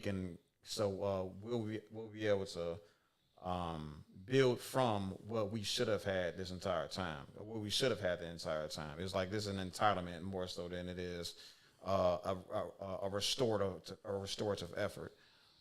So I personally don't think it would have been not safe. I personally don't think it would have been fair for us to receive something like a bunch of low-hanging fruit type changes, like type reparations. I think we should be good, and I think we should get everything that's owed to us. Like, I'm gonna ask you this: just how far are you willing to go to actually get something? Because these people saying, hey, it's either this or nothing. These amendments, they like how it's gonna, and we don't know what they look like. Don't get me wrong. We don't know what those changes were, because it's not. I don't think it's documented anywhere. But with those changes, like I don't know how to really put this. Should we just take a little bit of something rather than what we're actually entitled to? I mean, it depends on what, like you said, it depends on what they were trying to take out, right? If that little something was way better than what, than nothing, I'd have took it, but I don't know what he saw and what it was. You see what I'm saying? So if it's that bad to say fuck it all together, then we got to believe him, you know what I'm saying, that it was fucking all together. Because we don't know what they took out and what they tried to water down and how bad that was. How do they determine how much reparations we are owed? Oh, that's so that's what that also was part of that 11,000 page page bill. You know what I'm It's saying? like you do the inflation on the dollar and how much money raised. That's part of it, yeah. Yeah, like because they were supposed to get so many hundreds of dollars back then, and you times that by the debt owed by hundreds of years. I'm not like, because they never gave it to you. Just like a bank, if you're not paying something like with your student loans, say I took out $4,000, but since I never gave you no money for the whole time I had the loan, that bill would get up to about $200,000 from $4,000. You see what I'm saying? Just from $4. You see what I'm saying? So you got to add that with hundreds of years of that, and then inflation of the dollar and other things that was promised into money, because you was also promised land. So if you're not giving me the land, you have to compensate me in money.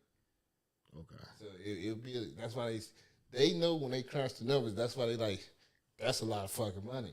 Well, if they print money, why not just print it out and give it to us? Because the more money you print, decreases the value of your dollar. That's the problem. It's estimated like 30,000. 30 trillion dollars. That's a lot of money to print. Yeah.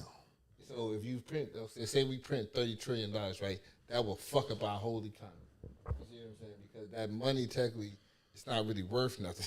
So what in your opinion? Well, hold on, it's not even just that either. But not only would the economy be ruined, but we will be to blame for it. I mean, that will be considered as the blame for it. Not only that, but everybody will be like, I mean, broke as fuck. And then we the ones that's like, and then we gonna have targets on our backs. Yeah, because everybody hates you. So what in your opinion will be a reasonable repertoire compensation for black people that's won't damage the economy, but would ensure that we are well compensated for our blood, sweat, and tears? Jay? I always say, free college. Just education? I mean, healthcare. Definitely should take care of healthcare, but I mean, at least take care of college and take care of the kids' college tuition. So, as let's say there was actual documented proof of everyone's lineage, that kid should be allowed free college at any university in the States and complete free healthcare. I wouldn't say access. I mean, depends on what their GPA is. Like, I mean, you don't just give a F student a key. Yeah, to go to Harvard, you still gotta, gotta work for that. You still be worthy to go. Right. Well, hypothetically, they have the grades. Yeah, they just be. So any college they won't. Yeah, if they have the grades, yeah. So what's I got a question too. So I want if I know you like to do combo questions and stuff like that. But I do got another question. Go ahead. So what about for the people? What about for the kids that are not doing good in school? Because I mean, you got to understand, like, it's not just like the money. What happened to us economically doesn't just affect our pockets. It also affects our culture, our mentality, the education of our forefathers and stuff like that. Like, all that stuff trickles down to the current generation. And it just so happens that a lot of kids just aren't smart, right? Like partially do, not all the way. Don't get me wrong. I do believe everybody can make their own decisions for themselves despite their circumstances. But at the same time, you gotta understand that, like, there's the pathology is if a person, how do I put this? If somebody is born out of almost, if somebody was born with almost nothing, he has limited amount of options as opposed to somebody that was born with a silver spoon in their mouth. They got all the options in the world. Mm-hmm. So with somebody who has some great grandparents that was uneducated because they weren't able to be educated, which created a situation with the parents that probably had some kind of other toxic traits, which created their parents that, mom probably got, mental issues, and then dad didn't want to stick around and stuff like that. And so it leaves us with this one child that he's not just uneducated, right? It's not that he's just dumb. He also is going through like a lot of trauma, mental trauma, because I mean, he's in the hood with an angry, bitter single mother and stuff like that. And he can't just focus on his studies. So I'm just like, for everybody that's out there, it's like, oh man, these black people are just dumb. No, there's a lot of trauma that comes along with being black as well, and a lot of our situations. So yeah, going back to to the question, what do you do with that child that's not doing well in school? Do you just don't? So he doesn't get reparations at all, or what do you think? I feel like there should be plans put into place for that, but also to take care of the issue as a whole.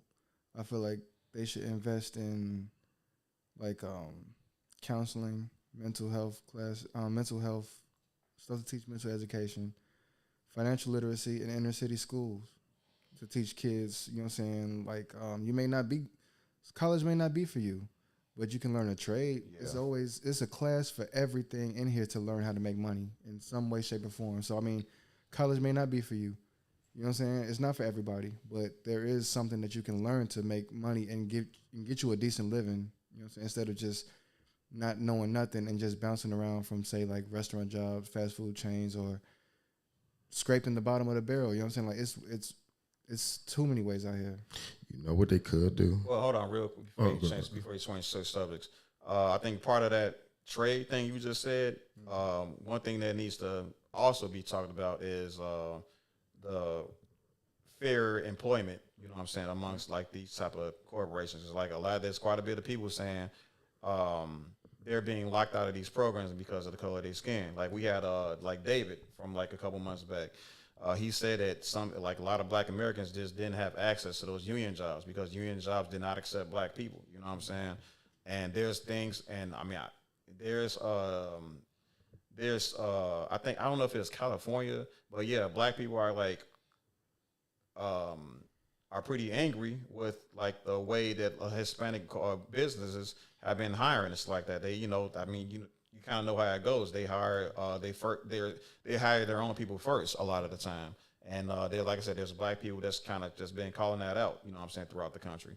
Mm-hmm. So I think that'd be, I think if we're going to be offering these type of different programs to these black people in this, hypothetical situation of reparations, there needs to be some kind of groundwork laid out for, the discrimination the discriminatory employment practices and stuff like that. So, you got something to say? So, what if they do? Cause I know it said like $30 trillion. I don't even know how many zeros that is. What if they do free college, free health care, and $1,000 a week untaxed? Because even $1,000 a week, and I already did the math, is 41.57 million people, black people in the United States. For how long? I guess what? Till the money's exhausted. Till the money's exhausted, and then the country will be in economic ruin. You know what I'm talking about? No, I mean, $1,000 a week. $1,000 a week. Go to every black person, that's descended from slavery. Oh, you do. We're gonna be used to getting that shit. I mean, every black person that's descended from slavery will get that money. I mean, you understand that would go to your children too, Rob. It wouldn't just go to you. Right. But you can imagine $1,000 a week. If your kids are getting $1,000 a week and they still kids, they can't do nothing with the money. That's setting them up for success. And $1,000 a week for anybody, I mean, untaxed will definitely set you up, no matter where you fucking working. True. I mean, that's cool. What happens if I die? You need to take my cut. I mean, then your cut go to other black people. What the fuck? No. I need my cut to go to my family. They got their own thousands. This is why we gotta They still need my end. This is why we gotta normalize right now. No, I would say this though: the free healthcare, the free education, that shit's cool. Black people already try to imitate that type of shit anyway, and you got it on the back end in a different type of ways with public aid and things of that nature. I don't want that shit. I want my money and I want the land for cheap, okay? And I don't want to be taxed for 400 years. As long as you cut my niggas in chains, that's how long I want to be tax-free. I don't want to pay no taxes. I want my land and I want my change. That's it. I don't want nobody to tell me what I want to do. But I mean, I think most people be fine with $1,000 a week for the rest of their life. I feel like for the rest of your life. No. I feel like for the people who are for like the rest of my life, they gonna that's gonna really piss my Untaxed. Look, That's $4,000. I'm saying though, you know how many people that you actually probably gonna give out more money than that trillion, right? Because It's not a trillion. It only came out to 41,572 million. And that's if you get at the, but how many spend of a lifetime? Did you calculate the lifetime of 70, 80 years? Man, nobody gonna make it that long. No, yeah, that's the point. No, you have to calculate these things. Nobody. You have to have an estimate. You're not even doing all the math that you need to do to come with a true answer. Right, but that's what the initial number now. You count the number of deaths in terms of old people, the life expectancy of black people in two different demographics. We talk about the old and the young. Most of the money not even have a chance to get paid out for too long. I mean, it probably will, bro. Cause look, okay, so let's say we give it the average person, let's say 75. The average lifespan for all the black people, 75. And then that's including your children. That's including you and 75. And that's a lot. That's a lot of life. That's a lot of money given to, you say, I think it's 34 million black people. That's a lot of money, and you do that times 75. And then that's 75 years, but you got to do it in weeks. So you got to do 75 years times the week in the money. That's how you get your answer. That still don't even touch a trillion. No, yes it does. You lied to me, but that still won't even touch a trillion. You sure? How many billions to make a trillion? I mean, This don't even. It better come close to $250 billion. Yeah, there's not enough then. So man, I gotta make it 5,000. You can bring it closer, can't you? No, without tilting, like falling. That's why I was right here. Cause I want Oh yeah, they keep tilting in the back. I'll leave it at that. So yeah. As far as me, I definitely think. I know. I've heard Yvette Carter. I've heard certain people say it needs to be like a down payment, like a what do you call it? I think we just got a down payment. And it doesn't even like a down. It needs to be like a down payment, like a one-time payment of like all of this money all at once. And it's like, listen, bro, there's a couple ways of looking at this. Okay, depending on like your standpoint regarding your affinity, your love for this country and stuff like that. Some people want to see this nation stay up because this low-key is our land. A lot of us believe that we didn't come from Africa. We actually been in America this entire time or whatever. Or you want to just say, okay, or you reject that to say that, no, we are from Africa. Let's all return to Africa. Like, whatever. You know what I'm saying? My position is like, look, we don't want this country to fall apart before we even able to spend the damn money. You know what I'm saying? So it's gonna have to be some sort of a staggered payment in order for us all to be able to not just receive the money, but also build with the money. You know, I don't know how much that's gonna be, a month or a week or a second or anything like that. I do think it's going to be required for us to even get the full thing to begin with. I mean, I don't know. It's still kind of scary to think about because knowing how much debt this country is in, like it's like the debt is so high that it almost seems like it doesn't exist. That's what I'm saying though, right? We watch the debt get higher with everything we do, but when it comes to us, right, we supposed to worry about the debt ceiling. But they don't worry about it when it comes to everybody else around this motherfucker. The way I rather think of it is, let's just stop meddling in foreign affairs and just focus more on people in here. I get that, right? But that's never going to be America's plan because that's how they control the world, by meddling in foreign affairs. Nice. So we would never. That's our business. We always going to be in that business. I think maybe I should stop like pussyfooting. Like let's stop putting money in directly. Oh, never mind. I don't want to talk about it no more. Yeah. That's how we take over niggas' economies. This is how we do business. This is how we do these things. We do. So yeah, let's please stop giving money away. So anyway, let's continue on this video before I get in trouble. And so, first of all, when did you first put the bill together? I introduced the bill. I did a gut and amend last year. When last year? I think like July. Okay, so you mean to tell me, so from July 2023, the other members of the Black Caucus until August of 2024, they didn't say nothing about the bill until right before it's going to hit the floor to get passed? They mentioned some concerns about the bill at the first part of this year, but again, in May, they all signed on as joint co-authors of the bill. And the language hasn't changed from the time. Wait, hold on. I'm sorry. Hold up. They signed on as joint co-authors of the bill in May. The language hasn't changed. And now all of a sudden in August, hold up, we got some issues. Yeah, it's the same bill.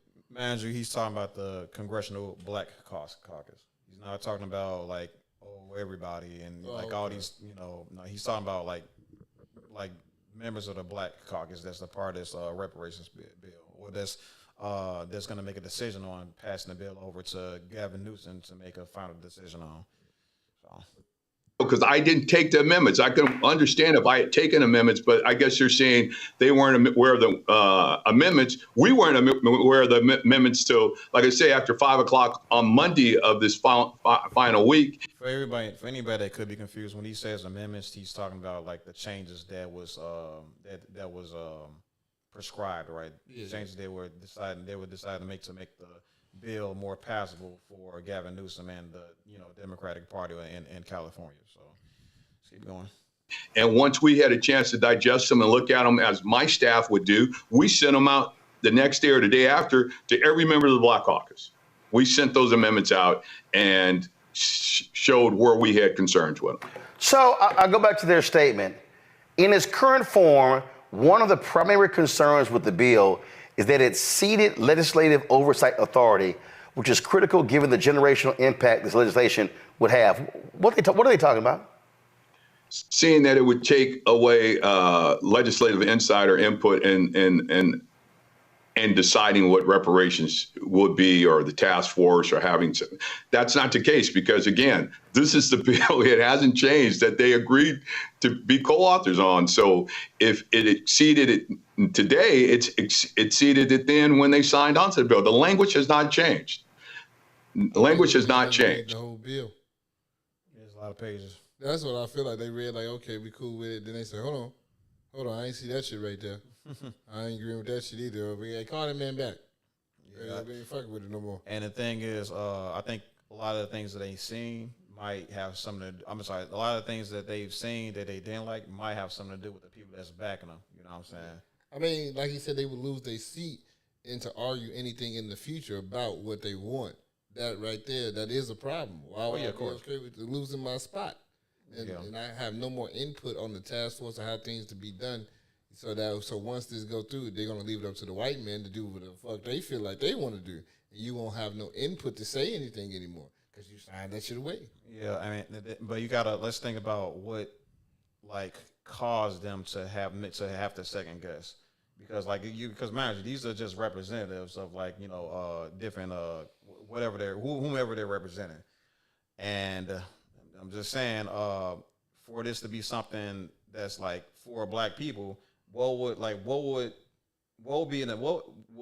be the thing that would stop that Black person from agreeing to any? Because like I said, we have to understand that these were items that degraded the strength of this reparations package of the bill. So we have to understand that it wasn't something that could strengthen Black people. It's something that's supposed to be taken away from Black people, in reference to this bill. So so my question is, like, fellas, I mean, that's what he said, but what they implied was they would lose their seat. So technically, okay. I mean, I'm saying though, he's saying what the amendments that they wanted to put in there would have degraded the bill, but we don't know the amendments. But what was in the bill was saying that they will remove. They will lose their seat and they will lose their voice. No. But the reason they would lose the voice is because it'd have been a decision they would have to make that could have crossed the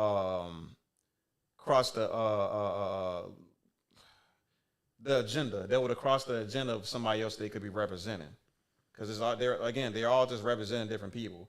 Now, if they would have lost their seat. That's because people would have been actually chosen to vote them out because over some things that they didn't over the decision over that bill. Okay. Whereas all the Black people would have been supportive of them, because right now with them not passing this bill, all the Black people making these TikToks They're making these IG posts. They're all over social media saying these people are our enemies. These black people are our enemies. So let's not vote for them. So according to these guys, they're like, okay, they rather take that chance with the black people, right? As opposed to taking a chance against the other people they're supposed to be representing. Gotcha. Okay. So that's how. At least that's how I get it. So I think the question I was asking was, what do you think? Well, I mean, I guess there's no way for us to like kind of know, right? So just leave it at that. And we were true to that. I've been an honest broker for all 25 years of my elected officials life, 14 in the legislature. And I don't hide the ball. And I show up every day and I do the work. And my bill had not changed. Again, I stood firm. I mean, for it to get out of appropriations, Assembly appropriations and Senate appropriations with no amendments on it, stated that it had a lot of support. And then all of a sudden they're claiming, so now they're saying, oh, no, we're gonna make this happen in the next session. Really? Well, I'll be gone, but And you'll be gone because your term expires? I'm termed out in December. It has to be absolutely devastating, gutting. I mean, I don't want to, but it has to be really disappointing for you to be right there on the 1 yard line and having the votes lined up and the Black Caucus back out at the last second because of the threat of a veto from the governor, which you never heard directly. Yep. So, like I said, it all boiled down to them. Oh man, Gavin Newsom. Well, at least how their story goes is they didn't want to. They stopped all progress on that bill. They didn't want it. They didn't even want it voted on off the possibility that Gavin Newsom wasn't gonna agree to it. So I'm gonna ask you all this: was that the right call? Do y'all think it's the right thing to do to pull some sort of like potential legislation because you think the governor is gonna just veto it? I mean, you still gotta shoot your shot, right? Yeah. Why the fuck? I mean, mind you can always come back next time and with a ratified or like a change. What do you mean? I gotta shoot my shot. We don't know if it hit if we don't shoot. What are we talking about? Yeah, I mean, even if you fail, again, even if you fail, you can try. You can try again. Like it's not that. Yeah. It's not like a video game where you only get one life. If you feel me, right? You can. So because that's how that mess go anyway. You know how many bills don't get passed, and they just try again another term, and so they didn't want to try. And so I'm thinking, what do you think? What do you think the thought process is? What do you think the hidden agenda is? You feel me? Because I think it could be something political. I think because the election right now. Kamala from California, certain things they don't want to approve something. They like, well, it's just they believe Kamala Harris takes on the California approach to everything. So if they do that, they like, well, this is the type of shit she may do for us in the future. You know what I'm saying? So they be like, that makes her look bad when you want votes from the other side. Mm. You know what I'm saying? So I say you push it back and you wait till the election is done and then you hash the problem out. That's probably why. Hypothetically, what do you think the opinion of Trump would be if he were to win this election and give niggas reparations? Yes, they'll shoot him. Damn. They'll shoot him. They'll shoot him. White people kill him. They say, you betray us? Oh, man. Isn't that amazing? Yeah, fuck you. I definitely heard some. I definitely watched some videos. Some crazy like racist dude complaining of that Donald Trump during his term actually betrayed white people. He did, yeah. He said when he was talking about the migrants, they was upset. No, I'm not. No, during his 4 years as president, he betrayed white people. And I don't even know what that dude even. I don't even know what he even talking about because that's what he is. That I mean, mind you, this was like a backwoods Mississippi. You know what I'm saying? Oh, okay. Yeah. So but that's right, but mind you, that's not him. Like this is one of them towns. It was on the sundown towns down in the South. Yeah. So and they literally have a church that's like dedicated to like white empowerment and stuff like that. So it's not this thought didn't come specifically from him. There's a community down there that believes that Trump they betrayed him. So So if they think Trump disrespect them during that time, yeah, him giving black people reparations or even a platinum plan, they would have came for his head. You know what I'm saying? And I think I'd argue that's a big reason why we don't hear Trump talking about this platinum plan anymore. You know what I mean? But yeah, so any other thoughts regarding? But yeah, so like y'all think that's kind of what the whole deal is behind? Because I'm gonna put it this way.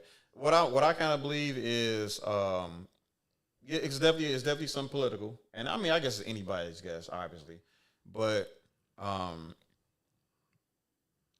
wouldn't say it's, I don't know. I almost want to say that, okay, I'm gonna put it this way. Like, there was a package that was put together by the House, I believe it was the House of Representatives, that was supposed to handle this migrant situation, handle the border crisis, and Kamala Harris was willing to sign it into law, but Donald Trump came in and said, no, don't pass it. I'm going to run on it. You know what I'm saying? And that's what they didn't. That's what likely used to have. That was the reason by him. That was likely the reason why he decided, to tell the House to, not pass anything like that, to cut it, or to vote against it. And but again, it's another one of the things where he didn't necessarily say that, but it's like, I would argue it's like heavily implied. Because what other reason would he want to run that? What other reason would he cut something like further border control rather? But yeah, he did it because he wanted to run on that. He wanted that to be a part of his campaign. Yeah, part of his campaign. And like the only thing I can really think of why that would be important is that it would be like the Republicans that made this happen instead of like Kamala Harris, because Kamala Harris likely would have took the credit for it. Yeah, thank you. But I guess it's something that Donald Trump wanted to take the credit for, and this is unfortunate. It became a game of blue versus red instead of blue and red versus the problem. You know what I'm saying? Mm-hmm. So yeah, I kind of like using that as like my kind of as my geez, I'm losing my words right now. Like using that as my frame of reference. I mean, maybe this could be another one of those things where somebody else wants to run this reparations package, or maybe they want it done in some other way, or what I would probably argue that Gavin Newsom knows that he's not going to pass it into law, so he made some phone calls, and that's what implored these black members, these state representatives, these House representatives of the California, state, and representatives of California to vote against, what I'm saying, this, or not even vote against it, but to postpone its implementation into Congress, or to the California chain of bill creation. You know what I'm saying?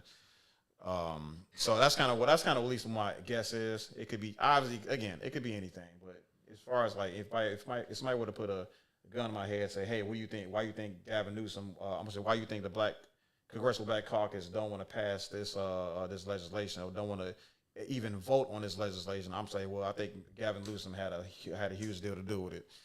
But so amongst the people in California, they didn't make that decision on what they want to do with Gavin Newsom and the Congressional Black Caucus. But I'll tell you right now, black people are very angry about those members, and if black people got them in there, I mean, low key, there's gonna be black people that's gonna get them out.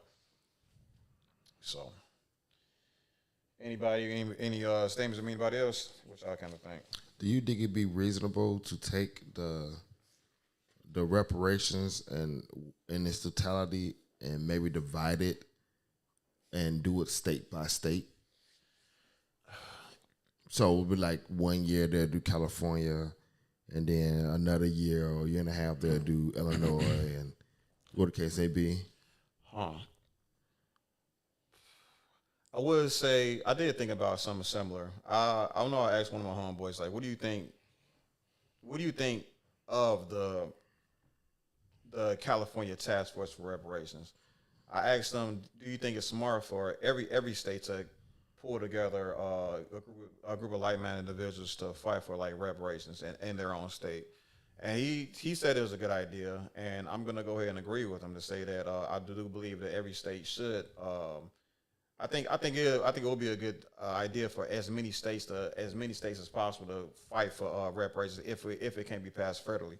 Now, with that said, I would say we all should be doing it at the same time, because like what happened in California, like it was something that was started by a group of people. Like I'm pretty sure it was a grassroots push to put something together, put a bill together, and then vote the right people in, or at least take advantage of the people that are voted in, right? And get this thing going, you know. So I don't think it should be something that should be done one by one, as you asked. I think it's something that we all should be collectively fighting for at the exact same time. Well, I was saying next, I think I'm exactly what do you think more financially be reasonable? Because financially, you said like 30 trillion, and if you take 30 trillion and divide that by 41.57 million, and then take that and divide that by 50 states, you get a surmountable amount of money per state. Let me ask you this question real quick, just so I understand the question better. Is this going towards a federal push, like a nationwide push for reparations? Yeah. Yeah. Okay. I understand. I'm thinking you still talking about like a state by state thing. Okay. Damn, that's like I don't know if it works like that. I think if anything, because it's going to be done on a federal level, it has to be done. It goes out global, it goes across the board. Yeah, it has to be done in D.C. I mean, technically, Rob, 30 trillion ain't really nothing, right? If you ever sit there and watch the House of Representatives when they all come together and they talk about spending money, they throw 30 to 20 trillions around like it's fucking candy. So, you know, they But if that's the case, then why make the point that it will ruin us economically if they doing that? Because that's what they tell us if they get that shit to us. But they can spend 30 trillion on the military and it's all fine and dandy. But maybe because they be talking about it's over a course of time, maybe than just, you know. It's always over for a course of time. Yeah, so that's probably what it is. That's what I'm proposing. But see, they can do that within a course of time if they average out the amount of money that should be, I guess, given. Divide that by the number of black people that are in the United States, and then divide that by 50 states, and then California get this amount, and then whatever time, so to get this amount, and whatever time. Over time, they'll meet the $1 trillion mark, and while still giving away reparations to people that deserve it. I mean, I'm just saying that's 50 years.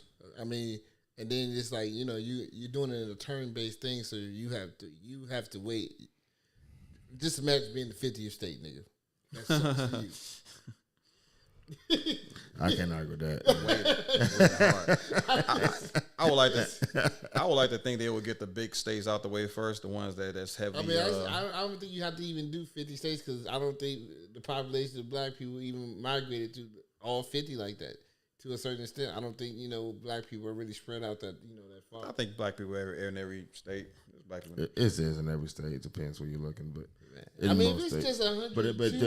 But some of the more predominantly white states like Utah and Wyoming, there's not that many, but you can find areas. That's what I'm saying. You need to leave that state so you get your money.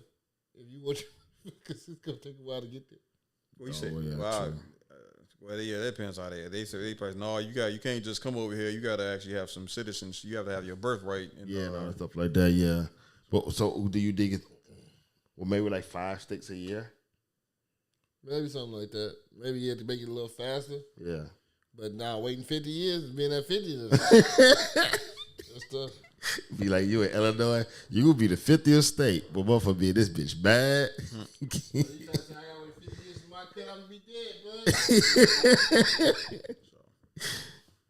That's crazy. Yeah, we can. But yeah, that was Roland Martin. So appreciate Roland Martin for sharing the wealth here. But if you want to hear more about this interview with Stephen Bradford, please go to Roland Martin's YouTube channel. Check it all out. Roland Martin does definitely do good work. There's a lot of chatter about Roland Martin and all that stuff as a person, but again, he still does good work. He gets a lot of interesting guests and stuff like that on to help talk with him and stuff like that. And he relatively normally has the right opinion. So, yeah, I know. But otherwise, yeah, man, it's been the Chicago Black Daily Legend podcast, and we'll catch you on the flip side. Okay, so that was it, y'all. What's up, everybody? Thank you for sticking with us to the very end. We're gonna read a couple of these comments that we didn't read yet. Man, you have a very, very difficult to read name, my friend. FSU Grade 03. All right, he says a lot of people who support Tiffany Henyard are not homeowners. They won't get a tax bill. So that's the interesting. So they apparently. Oh, thanks. Lisa Lee says it's hard to listen. Oh, well, yeah, we took care of that. We took care of that. Let me scroll up some more comments. So Lisa Lee also says Tiffany will think she is the best thing to step foot in that prison. Wow, that would be crazy if she steps up there on fleek. Super prisoner. With the drip and all that stuff. Super prisoner. I gotta get up out of here, y'all. Okay. All right, brother. So yeah, and that's pretty much it from us. But yeah, again, appreciate everybody for helping us through with our milestone, 1,000 subscribers. And then my man left me on. Dude, left him hanging. That's the fake ganja niggas. I'll tell you about that shit, man. Yeah. So yeah, Reggie. We appreciate everybody. We appreciate everybody for sticking with us and all that good stuff, man. We got plenty of good content. We got 3 videos lined up for this week. We got a whole lot of shorts on that's getting ready to drop. You know what I'm saying? And so like I said, just keep sharing, keep liking us. You know what I'm saying? We very much so appreciate it. Keep spreading the message. Keep having these conversations with people that you know and love, so the message can spread further and further. The only way we're gonna take this nation back, bro. The only way we're gonna take this nation back is by first having these uncomfortable conversations. So, otherwise, man, stick with us, and we'll teach you how to have those, how to have even more effective conversations. So it's been in Chicago. Wait, we gotta outro you guys. So King Savage just dipped on us, which is fair. Kanji, please let us know what you got going on and who you are, and tell us what you your overall thoughts of the show this week. Not a damn thing, but shit, we all can't be Hollywood. But yeah, this we can Kanji, reach for the stars though. I know, right? We can hope. It's Kanji, you know what I'm saying? 1,000 subscribers, we over the threshold. We monetize, we doing our thing. So once again, thanks to everybody for liking, subscribing, join the conversation, jump in those comments, state your opinions, call in, let us know. We may make mistakes, wrong, different opinions, but the mission is always black. Yeah, man, that was deep right there. Man, so yeah, I mean, same as what I said in the beginning. We preparing for Lady Sings the Blues. Living out long, man, taking on the road. Keep on going with that, man. We keep on going with this. We just gotta keep on pushing. Yeah. Shout out to Theater 47. Like I said, here's your free promo. My God. Shout out Theater 47, the whole cast and crew. They just did a show. The theater is available for rental if anybody is interested. They screenwrite. They want to have a place to host their event. Well open to that. We just had somebody do a show. It's Friday and Saturday. Very interesting to say the least. It was called I Broke Her Back. Bro. Wow. Yeah. But shout out to the people keeping it classy, man, for sure. Okay. But we just keeping it pushing, man, for sure. That's all. Okay.